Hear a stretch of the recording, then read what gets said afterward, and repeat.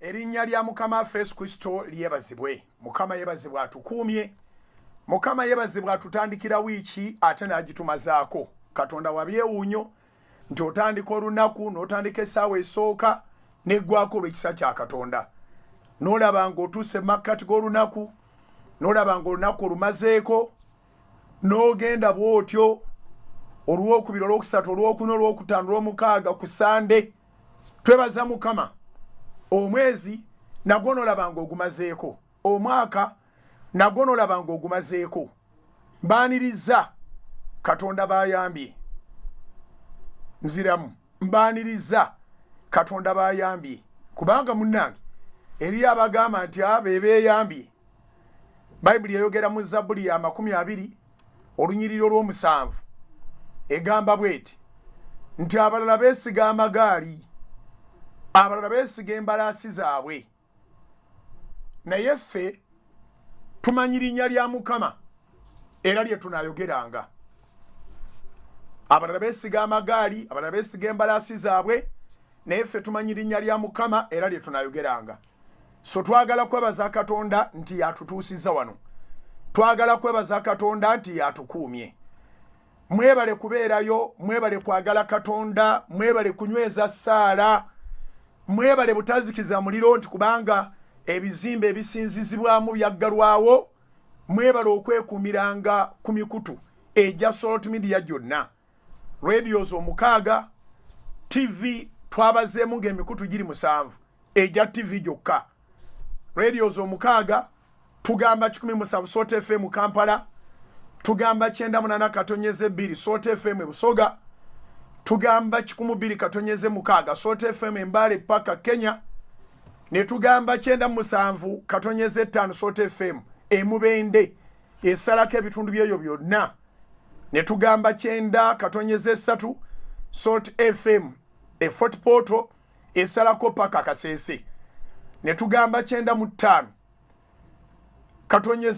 Salt FM Embalala esalako West yonna.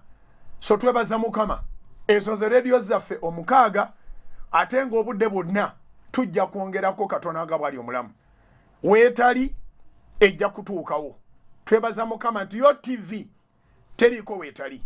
Salt TV eri ku free to air channel 005. Nebeera ku Star Times ya Dish ku channel 187. Ekisowani kya Star Times Salt TV eri ku channel 187. Ku Star Times ya Antenna mu Masaka, mu Central wano mu Kampala, e Busoga ogifuna ku channel 288. Awo n'olyoka ogenda ku Zuku, ogwo omukutu kati tuba tugenze kugwa kumeka gwakuna. Zuku, ekisowani kya Zuku mu ggwanga lyonna mu region yonna channel 052 Salt TV kwogisanga. Omukutu ogwokutaano ye Azam. Azam mu Uganda mu region yonna channel 359 Salt TV kwogisanga. Era mwebala okubanga zonna muzigoberera. Awo ne tugenda ku mukutu ogw'omukaaga, gwe mukutu ogwa Go TV. Go TV Salt TV ogisanga ku channel 391 mu region yonna, mu Uganda yonna ne region yonna. Channel 391 kye kibanja kya Salt TV mu region yonna ku Go TV. Ogwo gwe mukutu ogw'omukaaga. Omukutu ogw'omusanvu ye DSTV. Salt TV ogisanga ku DSTV ku channel 373. Salt TV on DSTV dish is channel 373. So radio ziri 6, platforms ziri 7 era ziba ziweddeyo mu ggwanga. Tewaliwo platform Mukama gy'atatuwadde okuteekako Salt TV. Awono nenyanirizamu abali emitala w'amayanja, abali ku Salt Media app. Salt Media app eriko radio, eriko ne TV. Kuliko ne YouTube yaffe, era oba osobola okulabirako byonna. N'enjiri ebeera ekuyiseeko n'emisingi osobola ogiddiŋŋana. Mbaaniriza abali ku YouTube ya Salt, mbaaniriza abali ku Facebook ya Salt. Mukama yebale okubakuuma. Mukama yebale okutukuuma. Mukama yebale otulabirira. Mukama yebale otugabirira. Mukama yebale okutulwanirira. Ekitiibwa n'ettendo tubiddiza Mukama kubanga mulungi, mukulu, ate mwesigwa. Ani yali amanyi nti leero oliba okyali mulamu? Waliwo akaseera we twayita nga watiisa, nga buli lw'obikkula social media kubaako agenze ate ng'obadde omumanyi. Abantu basooka ne babika nga bagamba gundi afudde mwenna ne munyolwa, gundi afudde mwenna ne mweraliikirira, gundi afudde mwenna ne mugaa nti nga kitalo. Ekyavaamu ne batandika ogamba nti naye gundi naye atemye. Kati awo nga situkyamanyi nakye tuddamu. Tuddamu nti kitalo, tuddamu nti ki? Atemye lulimi lupya nnyo. Kubanga bali tugamba nti agenze okubeera ne Mukama. Naye gundi atemye, gundi afudde, gundi akoze bw'ati. Nga tibitegerekeka. Naye Mukama nakkakkanya pressure. Mwebale bannayuganda okusaba ate obutassa mukono. Mwebale bannayuganda okusaba ate obutayosa. Sirowooza nti waliyo eggwanga eddala erikutte essaala nga bwe tukutte essaala. Ate essaala with action. Essaala with action.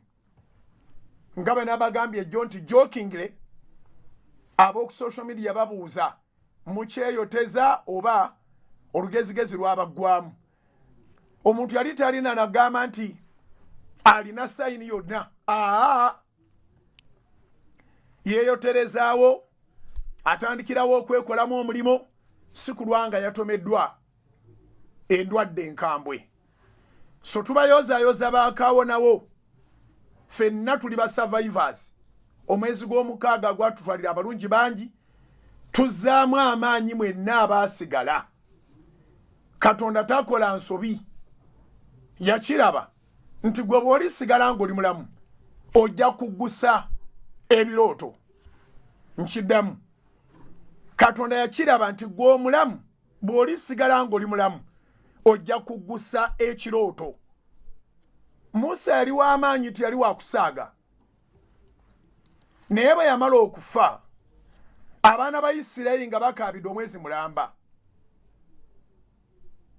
Kaakati Katonda n'alyoka ajja n'agamba Joshua nti mulekerawo okukaaba. Katonda akkiriza abantu okukaaba kubanga kirina engeri gye kisumululamu obulamu. N'abamusaba abakkiriza omumukaabira. Era ennyiriri weeziri ezigamba nti akuŋŋaanya amaziga gaffe mu kasumbi. Okaabyanga omusabi ng'omanyi nti amaziga bagakuŋŋaanya. Kale bwe gatuuka ku kigera Katonda asobola okukuddiza omuliro naawe ne weewuunya. Tokaabyanga musabi. Okitegedde? Naawe akaaba tokaabiranga bantu. Abantu basunga busunzi. Naye Katonda ateeka ku mwoyo amaziga gaffe. Ennaku yaffe, ensonga zaffe, Katonda aziteeka ku mwoyo. Era nzikiriza nti amaziga ge tukaabye, ennaku yaffe gye tumusindidde, abaana baffe abatudde, emirimu gyonna egirudde nga gyesibye, Katonda alina package gy'aleeta. Nakibagamba nejjo era nkikkiriza. Tosobola kubanga omanye embeera eno okusinga Katonda. Wangi? Nkiddamu. Tosobola kubanga omanye embeera eno okusinga Katonda. Embeera ekunyiiza naye ate Katonda anyiiga nnyo. Bayibuli egamba mu kitabo kya Yobu essula ey'omwenda, abalina ebitabo n'ekkalaamu kyemanyi watandise dde okuwandiika nga njogera. Olunyiriri lwa 5 Job chapter 9 verse 5. Bayibuli egamba nti ajjula ensozi ne zitamanya bw'azivuunisa obusungu bwe. He removes the mountains and they do not know if he removes them with his anger. Embeera ekunyiiza naye ate esinga kunyiza yakuteekawo. Katonda yakutonda akwagala okusinga bwe weeyagala. Ebiseera ebisinga nga tetwerabamu value n'akamu. Weebuuza lwaki nze akyandeseewo yakulabamu value. Wangi weebuuza lwaki nze akyandeseewo, lwaki Mukama ndeseewo, kati nze nkyagasa ki? Abadde ow'omugasa atugenzeeko, kati ffe tunaabeerawo tutya ng'akyakulabamu emigaso era ng'alaba nti gw'ogenda okuggusa ebirooto. Okitegede kye ŋŋamba. Kyeyava agamba Joshua n'amubulira kyabadde teyeemanyi namu, n'amugamba bw'ati nti gw'oli basikiza abaana ba Isirayiri ensi gye nabasuubiza. Omuddu wange Musa afudde. Okufa tekitegeeza nti omuntu alina ebibi bingi. Omuntu abaako waakoma n'addayo eri Mukama. Abasigaddewo ate temuteekwa kubanga ate namwe be bazzaayo ng'ate mukyaliwo. Nkiddamu, omuntu abaako waakoma era omuntu ava mu nsi ng'abantu bamwetaaga ne bw'aba wa myaka emeka. Ava mu nsi ng'abantu bamwetaaga. Bw'otobeera muzi wa misango nnyo nti abantu bakwetamwa, ova mu nsi nga bakwetaaga. Actually n'omuzi w'emisango era abantu be bamubaamu essuubi nti alitereera. Tewali ali mu nsi nga talina amwetaaga, naye Katonda yasinga okukwetaaga. Ayagala oleme kusigala mu mbeera, ayagala oleme okweraliikirira, ayagala oleme okutya ennyo, ayagala okutyako okumutegeeze. Katonda ayagala emigugu gyo ogimuwe. Nyina ennyiriri bbiri ze ŋŋenda okuwa ziwandiike. Olusooka luli mu Zabbuli eya 55 olunyiriri olwa 22. Psalms 55 verse 22. Lugamba nti emigugu gyo gisindikirizenga eri ye naye anaakuwaniriranga. Sindikirizanga emigugu gyo eri Mukama naye anaakuwaniriranga. Emigugu kye ki? Emigugu tekitegeeza ng'omuntu bw'asiba ebintu bye n'abiteeka mu kisawo. Emigugu kitegeeza okusoomoozebwa kw'owulira nga kukuyinze obuzito. A challenge that is seemingly bigger than your capacity. That one is a burden. So Psalms 55 verse 22, it says, cast all your burdens unto the Lord, and he will sustain you. He has sustained us this far. He's not going to let us down. Atukumye okutuusa kaakati. Atuwaniridde okutuusa kaakati. Atugabiridde okutuusa kaakati. Tagenda kutuleka. Saagala obeeremu n'okutya kwonna oba okubuusabuusa ng'ogamba naye taatuveemu, naye taatuleke, naye endwadde teetumaleewo, kubanga abantu boogera naye wulirizanga eddoboozi lya Katonda. Solot Media is a mouthpiece of God. Ky'owulira wano kiba kikkiriziddwa Katonda.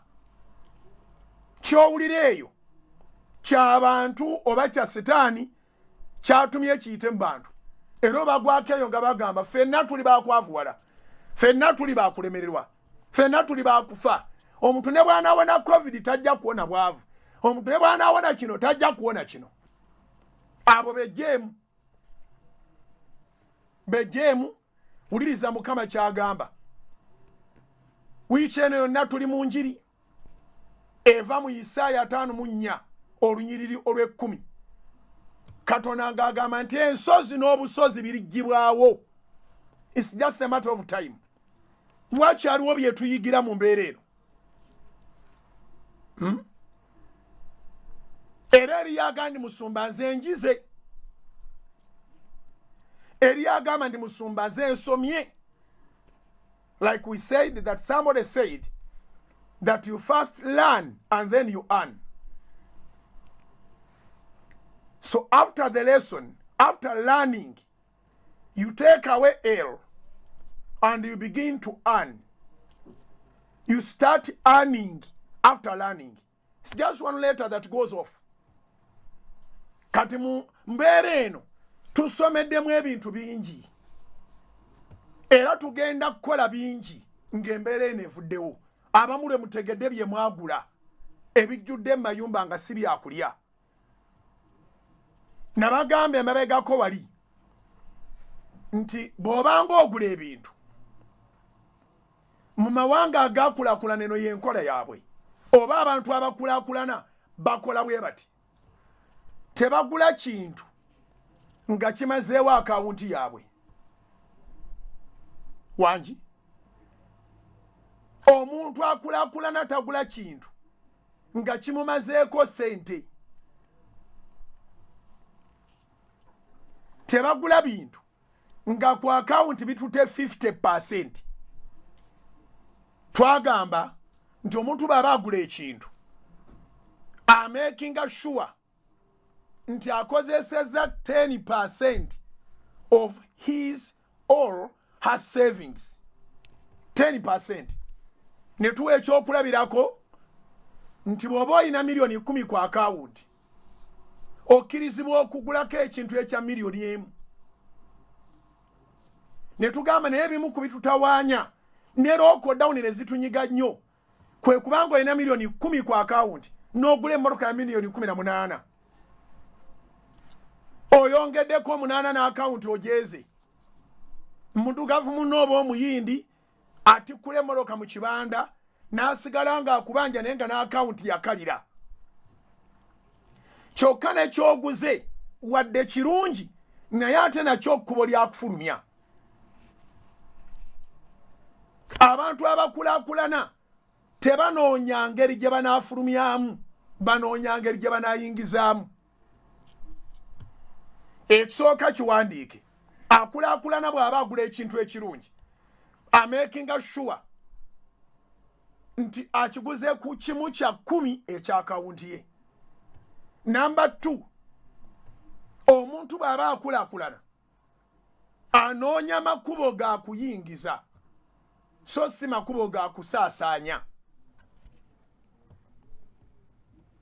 So oguze emmotoka obadde n'obukadde 10 ku akawunti oba 12 ya bukadde 18 bakubanja mukoze endagaano temulengedde covid nti ajja ebizibe ebigwa bitalaze temusobola bitegeera ne weeko meeting no signing nti buli kaseera bwe kati ojja kuli meeting nga sente bweziti oziteekeyo.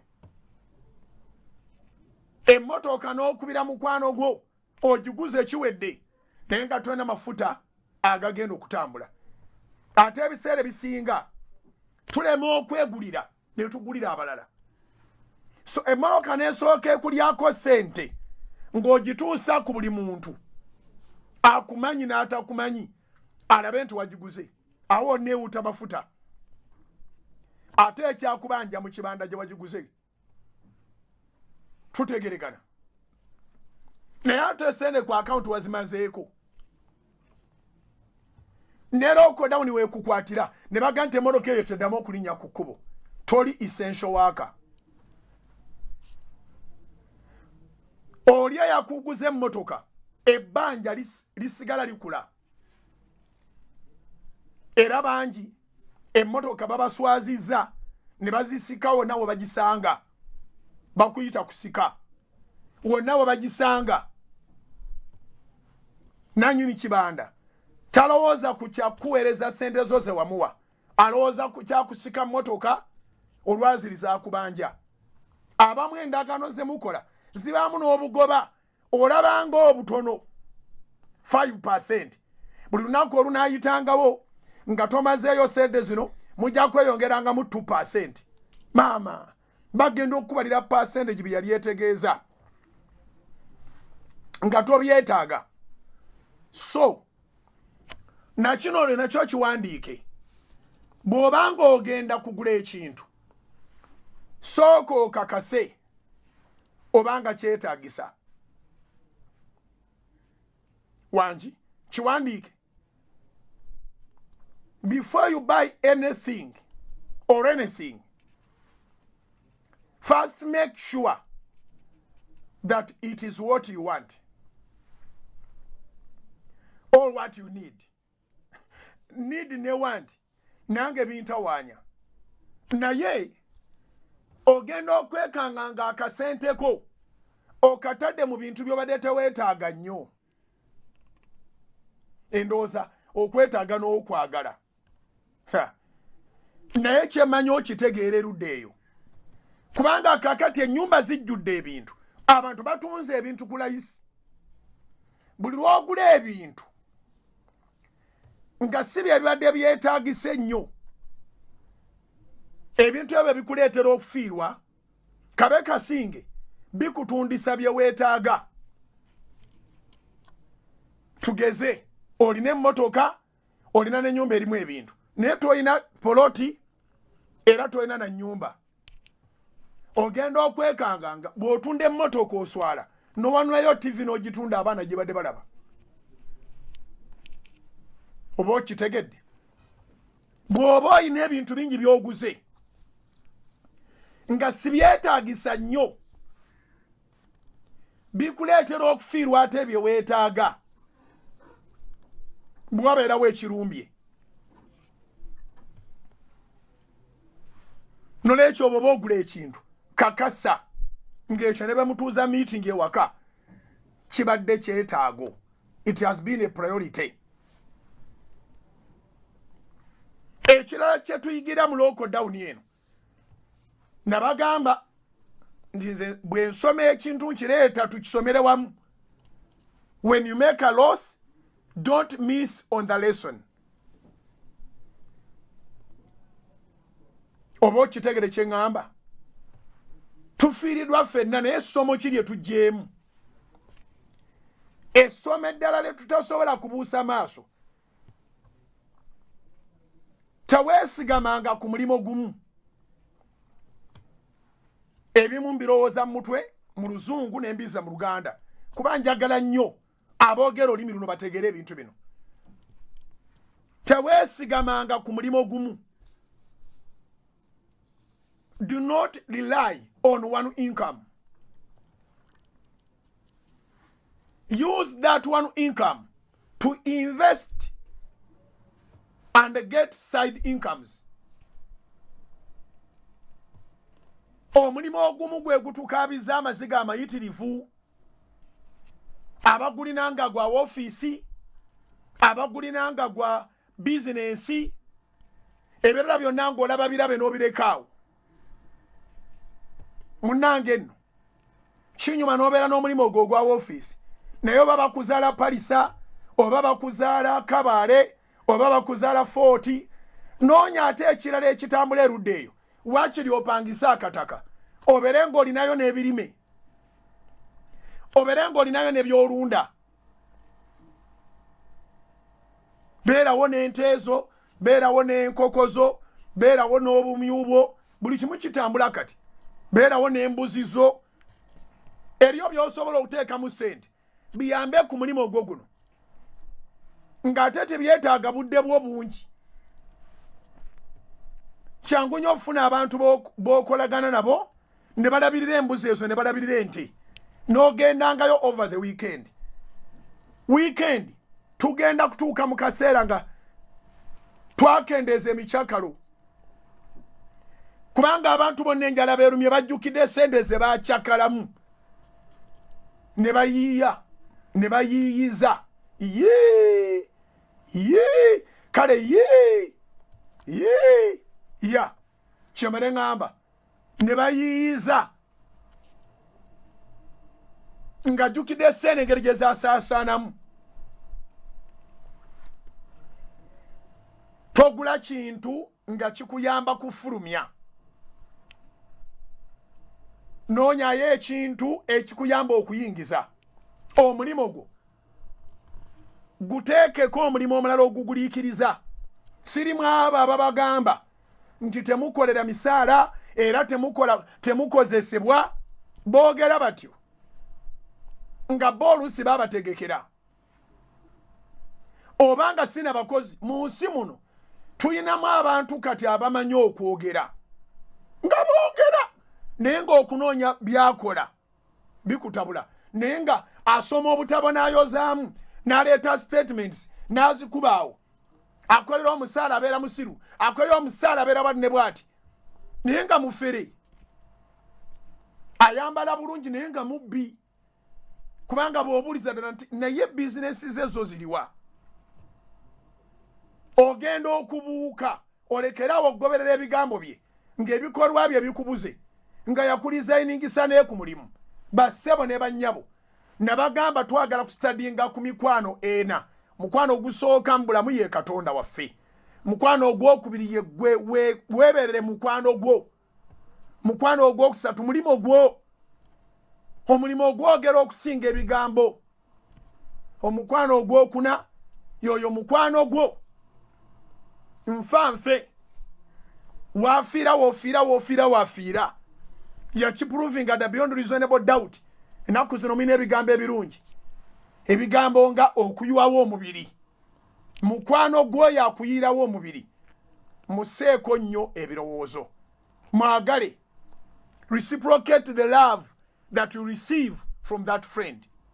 A friend who sticks closer than a brother. Tutegeregana. So, buli kyogenda okukola sooka obalemu, kubanga emyaka tegitulinda. Abasala mu njiri yange nga njogera ku 40 years, a fool at 40. Akantu katambudde tewaliwo ndowooza WhatsApp group etakalina. Naye ssebo nga bwe nabagambye jjo ne luli, emyaka gidduka speed. Naye kye tulina nga kyenkana, 1, abaavu abo medium n'abagagga Katonda ali ogwo. Ekyokubiri, abaavu ne medium n'abagagga obudde essaawa tulina zenkana. Obudde tebukulinda, bwo butambula. In fact, nabadde nnyina wensoma akatabo akamu nkyasitadinga nkajjemu lesoni njaggibawa. Akatabo nga koogera bwe kati nti obuyigirize bwo bwonna ku myaka 6 tebukola. Eyasoma n'ataasoma ku myaka 6 kati kye babuuza kiriwa kye wateekateeka. Amaanyi go gonna obwakanyamabu myaka 6 tebikola. Katwenza noba ng'owuliza emisingi ng'oyambale ka sleeveless, amaanyi gakuwalaawala naye ogazaazizaamu ki? Ekiseera kituuka ng'akaali akanyama bintu biri awo tibitegerekeka, ng'era boolaba eryali ettutu ebbeere eryali lifumita bwe lituuka ekiseera nga liringa stocks. Ku myaka 65 nkiwanise nneeyo nandibadde ga nti okuva kwana. Naye ku myaka 65 gwalowooza nti oli mulungi nnyo, tolina muwulize, teweeguya basajja. In fact n'abasajja bangi abatandika okwerowooza mbu balungi. Mu kifo ky'okukola nabo beeyerusa, bakola enviiri, bakola amatu, basiga ne lipstick. Eri abasiizi ba lipstick ab'olulango nga basajja. Naye ku myaka 65 beauty eyo bwenga omukazi eba tekyalina kyekuyamba mu dduniya eno. Kyewakolamu ng'okyalina amaanyi kye kikutaasa. Akanyamako ng'omusajja kaba tekakyakuyamba. So akaseera kano aka lockdown kenjagala okwogerako ennyo is an awakener. Kaseera ka kutuzuukusa. Tulinga abagudde mu myaka giri egy'okubanga bw'ozuukuka tolina gy'olaga. Wangi tulinga abagudde mu retirement age. Tulinga abagudde mu myaka obulungi bwe obutakyagasiza. Beauty eyo nga tekyakola. Tulinga abagudde mu myaka ng'empapula ze ez'obuyigirize tezikyalina mugaso. Tulinga abagudde mu myaka kubanga bangi nnyo babagambye you are non-essential. Mukkirize oba mugaane. Bye mwasoma n'oluzungu olungi lwe mulina era wa poliisi baakupakingisa bali ng'omusinga obuyigirize emirundi ena. Nakubuze ne bakugambako nti oli essential. Oli omu ku bakkirizibwa okutambula. Ebibuuzo bye bandigambye ku myaka 7 ng'olina empapula naye nga tezikola. Lockdown etuwadde okugezesa ebiro ebyokusoomooza nga bakugamba dda nti retire nga ne bw'osiga lipstick teri aziraba nga ne bw'oyambala ekiteeteeyi tekirina gwe kinyumira. In fact ng'obendinze namu okutamyemuuko. Oba eri ategere kye ŋŋamba. Akaseera kano tukayigiremu nnyo. Tulabe bye twagula ne bijjula ennyumba nga tebiyinza tuliisa. Tulabe sente ze twaspendinga ne tuziteeka amamotoka. Abantu baswalidde mu kufa. Wangi abantu baswalidde mu kufa nga muno mu kibuga waakabi naye nga balina muteeka eyo mu kyalo mu Lusenke banoonya bunoonya engeri gye bakolawo ekkubo okunoonya gye banaaleka omulambo. Baava mu kyalo ne batategeka n'ofa abantu n'obaluma naye ate ne balumwa ne gye bakulese nibaga twasaayesaaya awo twagizeegizeemu tutyawo lwakuba abamu tebafunye mukisa kubaziika olwa covid naye abaafuna akakisa okubaziika bangi nno emirambo gyabwe gyaswala nga tibane gye baziikibwa naye ng'ate mu Kampala abadde waakabi corporate class. Corporate omutuufu yalowooza ku future ye. Oba tuli ffenna. So gula ebintu ng'otegene nizosigazza ziri mu 90%. Gula ebintu nga byetaagisa kubanga bona ogula ebiteetaagisa mu kaseera ka injury ojja kutunda ebyetaagisa kubanga biri tewali abyagala. Tuli ffenna buli lwaba n'ebintu bingi naye ng'ate ebisinga obungi tebyetaagisa. Embeera bw'eba mbi injury bw'eba eyingiddewo otunda ate ebyetaagisa kubanga biri tewali abyagala. Fuba omulimu gwo oguwa omulimu ogunaaguliikiriza. Sigamba nti kati nkugamba nti nga tuvudde mu lockdown tosuula nnanga. Don't relax. Ddayo n'ekigendererwa. Ennaku zino ziri nnyingi tweze bujja. Wangi ennaku zino ziri nnyingi tweze bujja. Tuddayo ku stage za boda mu butale mu kutembeeya ab'obutale bw'emibuulo bunnalubabwe abo bambi bo buli kaseera ko gundi ene bakosa. Tolowooleza mu byakukola ng'ogamba nja kuva nongene ekolera eziroobwe. Baako n'ekyokolera ewaka. Baako n'ekyokolera okumpi awo. Ekyokubeera ne office tekigaana kuba na saluuni. Ekyokubeera ne office tekikugaana kuba na mudaala gwa chapati. Nabagamba investments ezo entonotono ezinyoomebwa ate matuza akabi. Nti okubeera n'omudaala gwa chapati ezitundibwa nga ziriko n'amagi Rolex biki kizibu nnyo okubanga omudaala ogwo ne capital agule eŋŋano n'ebisigadde byonna nga biri akakadde ka sente. so nga ate omuntu alina omudaala ogwo annyuka n'emitwalo 2 egy'amagoba buli lunaku gy'emitwalo 6 omwezi ate nga yaliddeko nga n'abeeka baalidde gwe ng'olinda 5 wasoma olina diguli ogamba teweetaaga banaategeera batya banaawulira batya ng'olinayo omudala gwa capati kati bawulira batya ng'obakubira ng'obasabiriza oba bawulira batya ng'obakubira nga tebakwata gw'owulira otya ye ng'enjala ekusiiyiika omulimo teguswaza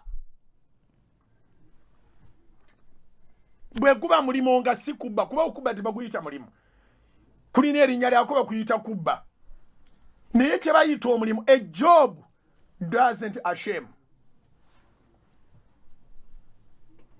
so yiiya engeri gy'oinvestingamu ebbalibbali ofuneyo omulimu ogugenda okuyamba tofunanga omuntu akulima n'olizayininga ku mulimu gwo emirimu gye gikoma okubeera emingi gy'okoma okuba nga oteekerateekera bulungi future yo actually teweesaasirasaasira bangi abalowooza nti okola nnyo nga tonna kye waakoze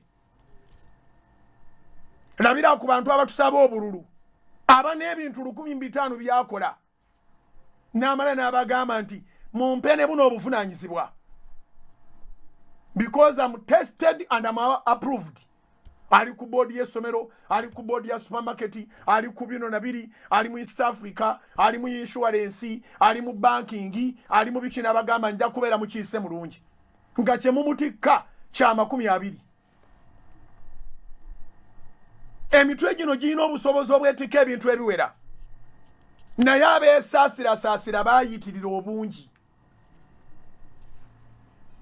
oba okitegere kye ŋŋamba so tuyige okubeera abantu ab'obuvunaanyizibwa tulivinge a responsible life tuwangalire mu bulamu obuliko ensonga olunaku lw'olisirika ne bakuyimbira nga bw'omaze emirimu gyo obeere ng'olinawo emirimu gy'obadde okola Alozias Bugingo gegange ekitundu ekisooka eky'emisingi kikomyawo katugendeko mu kalango mbaagala nnyo era mbaagaliza bye mba njogera byonna mba mbyogera lwa bulungi era mbyogera eri abantu ba Katonda bonna Yeremiya 3:2 olwa26 n'olwa27 Katonda yaŋŋambira ddala nti soma Bugingo soma nandaganga ye Katonda balina omubiri bonna tetulinamu kiwayi mu nsi nga kirina Katonda omulala abantu baddemba okwekolerawo ka Katonda tonda naye Katonda y'abatonda asigala ali omwako be baba bakakoze sike kabaka bakoze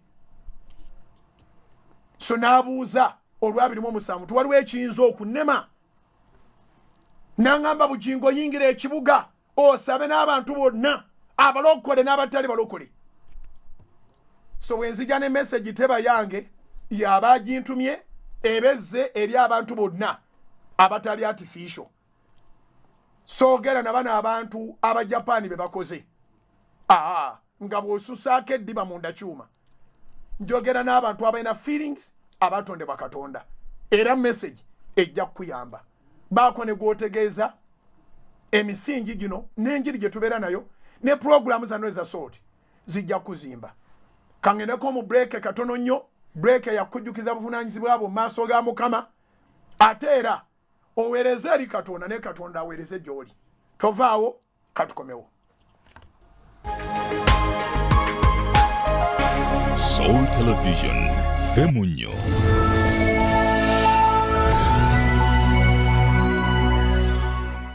erinnya lya Mukama Yesu Kristo lyebazibwa abooluganda Mukama yebazibwe atukuuma Mukama yebazibwe atulabirira Mukama yebazibwe atugabirira Mukama yebazibwe atulwanirira yebazibwe oyo atuwa omukka ogw'obulamu yebale kubakuuma yebale okubakuuma abali ewaka nga temuvaawo kubanga n'emirimu jaggalwawo yebale okubakuuma abava ewaka abagenda okubaako kemuyiiya amakampuni abamu gakyabakkiriza okubanga mugenda ne mukola yebale Mukama abakuuma amagenda ate n'amadda yatulabirira yebale abakuuma naddala mmwe be bagamba nti muli ba essentials abayina emirimu nga gikyakolebwa n'akukuuma n'ovaayo nga tokwatiddwa bulwadde buno erinnya lya Mukama lyebazibwe. Mwebala abakwata essaala, tukwate essaala, tugenda kuwangula embeera eno. Mu kaseera katono Katonda agenda kuba tuwangulidde, ffenna be tubeera mu mwoyo gwe gumu ne tugamba nti apaana endwadde katugiroopa eri Katonda omuyinza w'ebintu byonna. Kiseera kijja kutuuka nga abadawunisayizingibwa nga ne mumukomyewo makampuni okukola. Kiseera kijja kutuuka nga abaggalirwawo mwenna mukomyewo okukola. Tusaba Katonda atugulirewo eggwanga. Ensonga nendeese ensonga nkulu. Bannaffe bangi bagenze naye ffe tukyali balamu. Bwe tuba tukyali balamu kitegeeza wakyaliwo ebyokukola. Salt Media egenda maaso n'okubaweereza. Salt Media egenda maaso n'obatuusaako enjiri ate n'amawulire agagenda maaso mu ggwanga.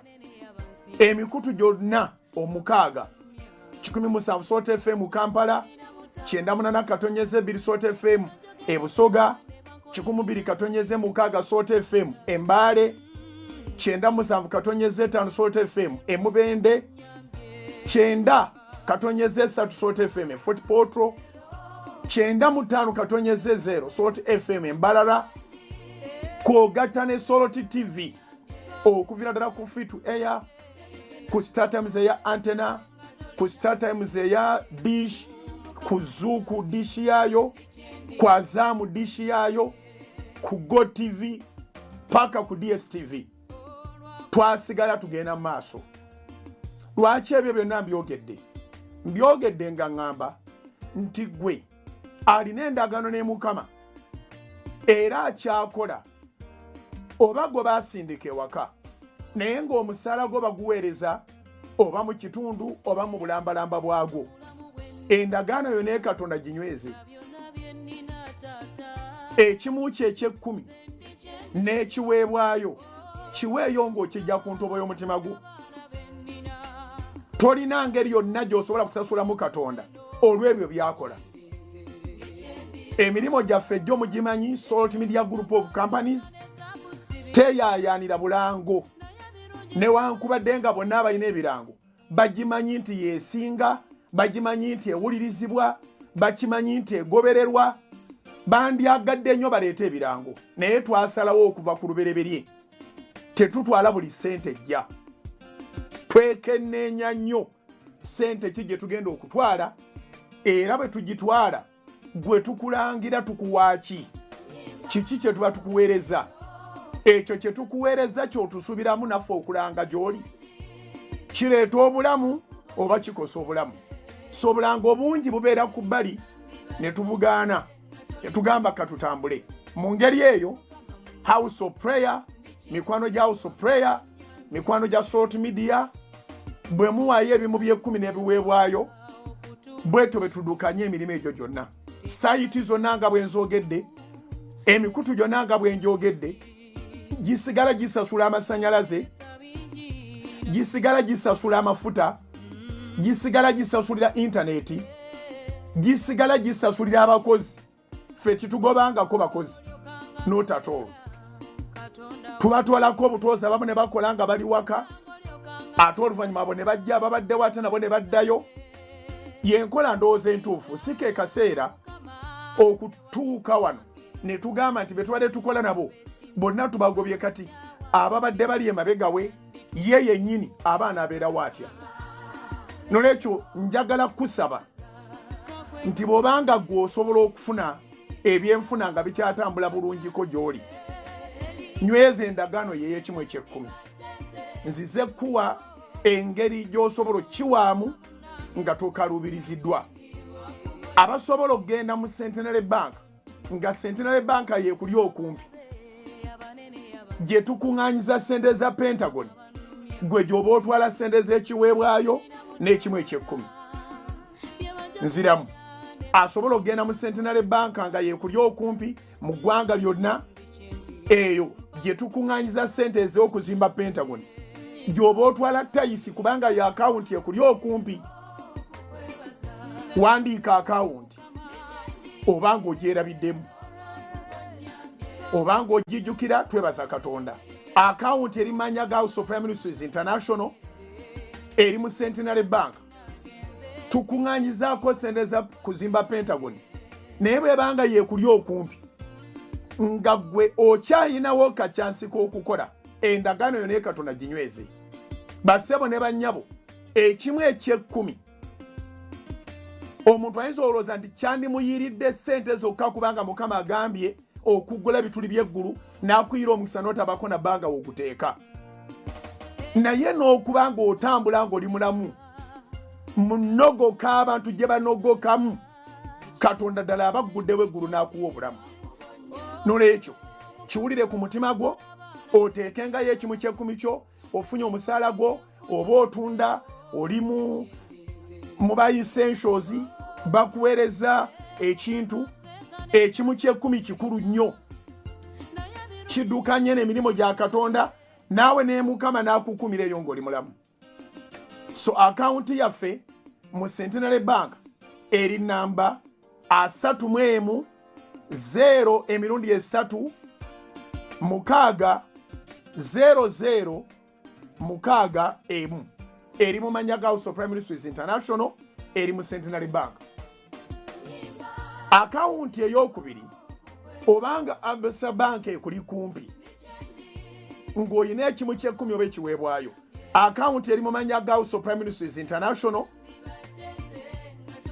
eri mu Absa Bank eri mu Uganda Shillings eri akawunti namba 600 297 680 emu.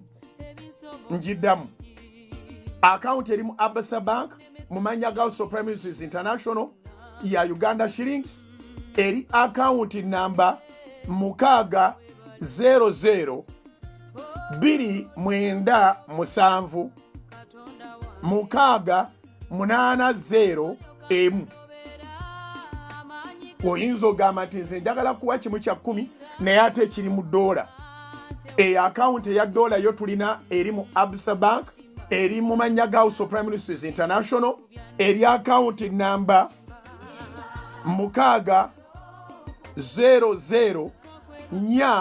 479 3410. Njiddamu akawunti eri mu $, eri mu Manyaga House of Prime Ministers International eri akawunti namba 600 479 3410. Zezo akawunti 3 zengabye. Katonda akuwa omukisa bw'obanga okyayinawo akadirisa akayingiza teweerabira ndagaano yo ne Katonda. Ne Katonda anaatuukirizanga bye yasuubiza. Ffe abasobola okubaako ke tukwasa tubeere beesigwa n'ebimu by'ekkumi n'ebiweebwayo ate nga bwe tusabira bannaffe nga bwe tusabira eggwanga liddemu lyeggule buli muntu asobole okuba nga addamu okuba nga akola. Teweerabira nti ako okwofisaawo gabanako n'abantu abalala. Katonda wa Ibulayimu ne Isaaka ne Yakobo mu linnya erisinga amannya gonna erya Mukama waffe Yesu ekigambo nga bwe wakitadde ku mutima gwange nkibuulidde abantu era nakusabye nti okiteeke ku mitima gyabwe bakole kye bateekeddwa okukola. Nkwegayiridde abali ku Salt TV abali ku Salt FM zonna nga kiyingidde mu mitima gyabwe obabalira omukisa okuva ku bigere bye batambula ogenda ku akawunti ezo okutayithinga n'okuofaringa naffe eno nga tutambuza emirimu naawe otambuze egyabwe n'obulamu bwabwe obuteekeko olukomera. Kino ekiyita kibayiteko kigende mu linnya lya Yesu basimatuke embeera yonna ey'endwadde embeera yonna ey'okusoomoozebwa obateekeko bamalayika abasiisira okubakuuma. Si gwoyogera nti abantu bakunyaga naye bakunyaga batya n'ogamba bakunyagako ebimu eby'ekkumi n'ebiweebwayo n'ogamba naye baleete ekimu ky'ekkumi ekiramba balabe bw'otoogula ebituli by'eggulu n'obayira omukisa ne wataba na bbanga we gulijja. Mu mukisa taata mwe muli obulamu bwe tulina.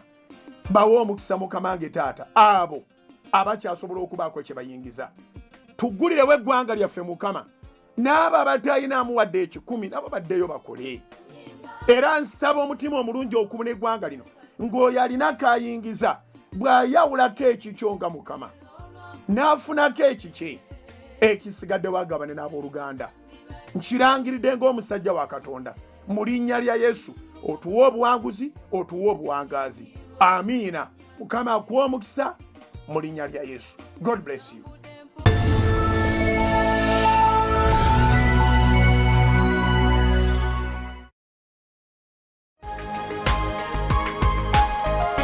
Soul Television, Femunyo. Eyo mukulikireyo ddala ate mu kalango ako era twagala kubebaza mu ngeri enjawulo abakakoleddeko muli batendo nnyo. Tukkiriza Katonda nti agenda bawa reward ey'obulamu ate agenda bawa reward ne mu mirimu gyammwe. Kubanga kyonna kye mukola okutuukiriza ekyo kituyamba eno naffe okwongera ogenda maaso nga tukola mu mirimu gya Katonda ng'emitima gituli wamu. Tubasabira emirembe erudde eyo era naawe akiwulidde ng'ogenda kukeera bukezi kikola okikole n'omutima oguteredde. Tukomyewo twogedde ebigambo bingi bingi awo mu kitundu ekisoose eky'emisingi. Naye kaakati njagala tugatteeko wali tuyina ensonga 12 ezigwa mu kiti ky'okubanga weeyagala. Twagamba tuli ku point number 2. Love God first, love yourself, love your job, love that friend that sticks closer than a brother. Tukyali kugwe wekka. Ennaku zino 3 tugamba tuwaliwo ensonga 12 z'olina okubanga otwala nga nkulu. Ensonga esooka, stop complaining. Lekerawo okwemulugunya. Obulamu tebutambula bw'obanga weemulugunya. Ensonga ey'okubiri, manage your emotions. Fuga ebirowoozo byo. Fuga ebirowoozo byo. Omuntu afuga ebirowoozo bye yejjusa kitono. Alemererwa okubifuga yejjusa nnyo. Obulamu bulumwa. Life becomes a problem. Life gets ruined because of failure to control your emotions. Number 3, avoid regrets. Let the past pass. Life is about moving on. Abakutawanya, abakusumbuwa, tobamalirako biseera, bali mabegawo. Fubanga bw'osobola ogende mu maaso. Totambula na bulamu bwakwejjusa. Ewaffe Masaka batugambanga nti sengawo mu kamwa ako mukazi mukadde. Naye ng'ekigambo kyali singa. Si senga. Singa. Naye ng'abamu kibatawanya okwogera nti singa. Senga nakola bwendi. Senga nakola bwendi. Naye ng'agamba singa nakola bwendi. Singa nakola bwendi. Toyina ky'okyusa mu by'otaakola. Wabula oyina ekirungi eky'okukola mu maaso. You have nothing to change in your past, but you have the capacity to do better in the future. You are in it today and you are aiming to tomorrow. You are not in it today aiming backward. We don't move anti-clockwise. Essaawa nga bwe baga nti obudde kintu kikulu nnyo. Obudde bugatta abagagga, bugatta abali wakati awo, ne bugatta n'abaavu. Obudde butuzibirako kumu, ne twebaka bwebasi, ne bukya, ne tuddamu ne tubeera n'obudde obwenkana emisana. So okubukozesa ng'olowooza ku bya myaka egyayita, oba weeriddemu buli azaamaanyi. Kuba kweryaza amaanya. That is cheating yourself. To waste your brain and your time thinking about the past. Pass the past and aim to your future. Yita ku byayita bireke. Nabagamba wandika ennyiriri ezigenderako awo. Isaaya 3:18-19. Katonda agamba Isaiah 43:18-19. Do not cling to the events of the past, nor dwell on things of long ago. Because the Lord your God is doing a new thing. Katonda akusuubira okuba nti olina ky'oyize mu kiyise, kati akola ekipya nga togenda kukizanyiramu. Waliwo abakyala abafuna embuto ne bazisiba ne bazikweka ne bakola batya n'alubuzaabuza n'atagenda kukyalira ddwaliro nga bwe bakola n'agenda leeti. Kati bw'afiirwa omwana oyo ne bamugamba naye lwaki wajja leeti okutandika okunywa eddagala. Omulala bw'amufuna akeera agendayo mu ngeri eyewunyisa ne bagamba nedda terunaba kutuusa, but better early than late. Okusinga kiri kye mwogera ekya better late than never. Better early than late. Okitegedde bwe kiba tikiriiyo nze nkitandiseewo. Avoid regrets. Do not allow anger to control you. Point number 4. Tokkiriza busungu kufuga. Point number 5. Don't allow hatred in your lives. Tokkiriza kukyawa. Wali ku anger ne hatred ndoza tubigatte wamu. Omugenzi Nelson Mandela yagamba bwati nti bwe yali afuluma ekkomera, when he was walking out of the prison to his freedom, yalowooza bwati yalina abantu bangi balina okuwolerako eggwanga abamukola obubi. Naddala tugambe nti abazungu abakabula omu South Africa, naye agamba nti yayimiriramuuko ebigere nga tanafuluma kkomera, n'alowoozaamu okufuluma n'enge n'essungu n'ekiruyi agende abakoleko. N'akizuula nti agenda kuba afulumye ekkomera ng'ayingidde ekkomera ezibu, kubanga ayina okusiba, ayina okutta, ayina okwesasuza. Awo Mandela buli muntu yenna bwe yamukonfusingira. Baali bamanyi nti kaakati kaakuttemu omuddugavu asoose ofuga South Africa, abazungu bonna mu kkomera.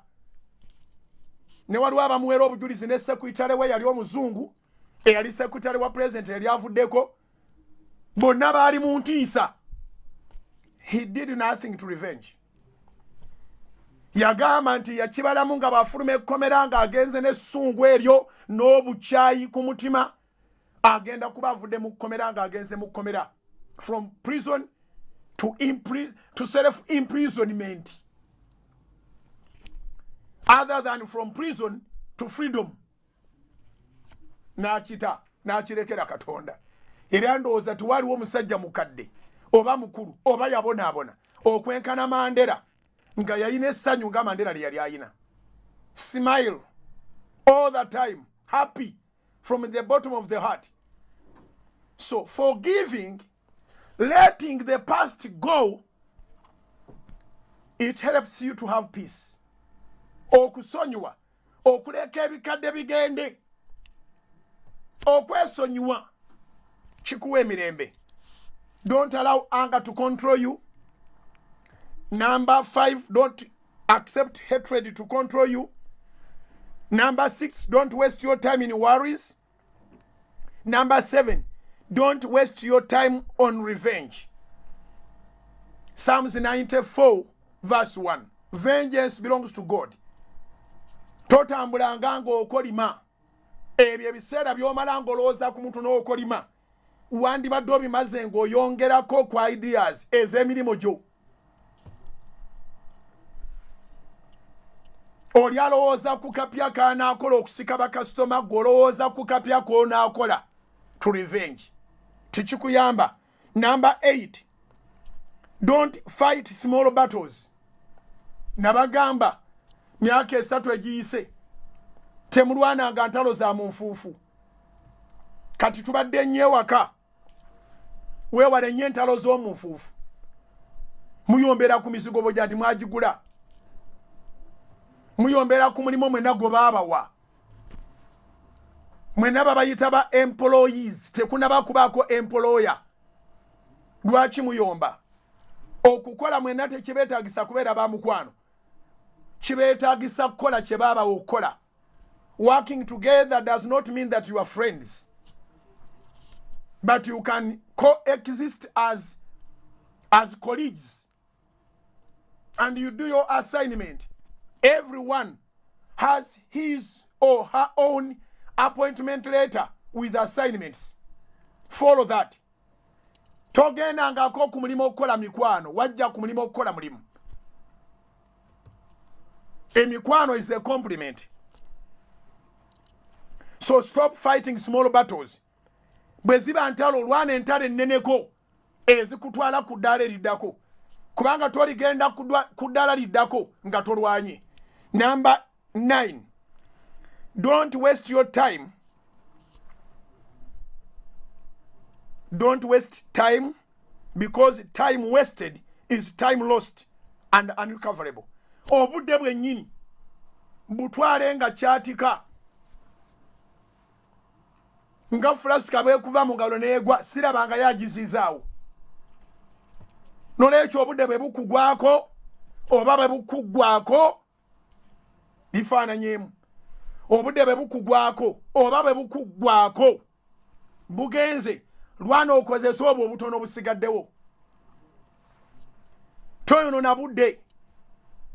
Mwewala abantu abo baleeta obutebe ku maduuka gammwe, abajja ne batula butuuzi mu restaurant nga tebalina kye bagula, ssaawa z'okugula zaayise dda, awazannyina gwe nninda. Tayonoona budde. Mumugambe politely agenda amulindire wala kiyamba ye abeeko ebirala byakola. Ebiseera ebisinga abantu abamu batya okukyama ku bizinesi zammwe okubaako bye bagula kubanga mutuuzizza wabweru ba time wasters. Njagadde ebintu bino mbidduke leero osule ng'obirina tunaatandikiraawo. Number 10. Don't waste your time with wrong people. Toyonoona budde bwo n'abantu abakyamu. Abakyamu be baliwa? Be bantu abo be twasomako mu ngero. Twabasomako mu ngero essuula ey'13 onyirwa 20. Bayibuli egamba bweti, Proverbs 13:20. Otambulanga n'abantu ab'amagezi naawe oliba n'amagezi, naye munnaabo w'abasirusiru ali balagalwa. Stop hanging up with wrong people. Hang up with the right people. Kana akaseera katuyambye aka COVID-19 aka lockdown okulaba bw'omala ennaku ennyingi nga tolina muntu osobola okuzuula kyabadde akugatako oba kyabadde akukuggyako. Obudde bwadduse dda.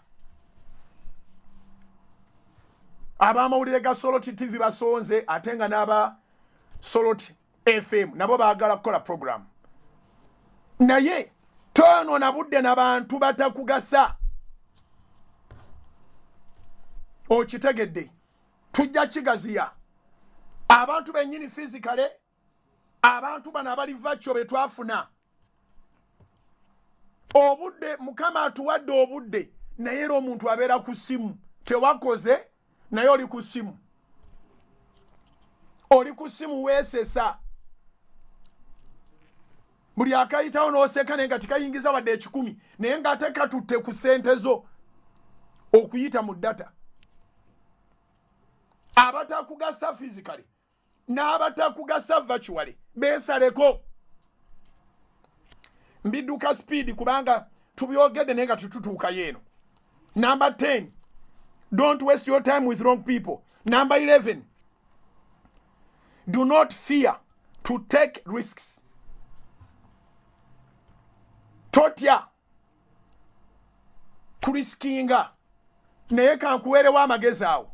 Bajjajjaffe baalugera eweffe Masaka na kulampulira boogera. Toteekanga majigo mu kisero kimu. Bw'oba ogenda kuriskinga leka kutunda kabanja oba ekintu ekirala ate sente zo n'oziteeke mu booda bakkuba ne bagitwala n'osigala nga tonna ky'osigaza. Omulala omugezi yagamba bw'ati, bw'obanga ogezesa amazzi tomanyi oba mawanvu oba mampi, toteekangayo bigere byombi. wangi omugezi omu yagamba nti bw'obanga ogezesa amazzi tomanyi oba amazzi mawanvu oba mampi oba geego g'osobola okuwugiramu toteekangayo bigere byombi ojja kugenda omulundi ogwo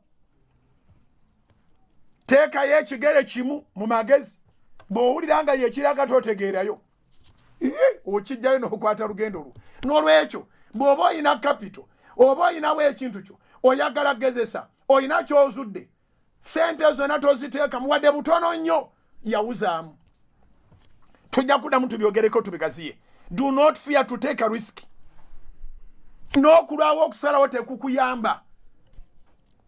Being indecisive, it doesn't help you at all. Risk, but with wisdom.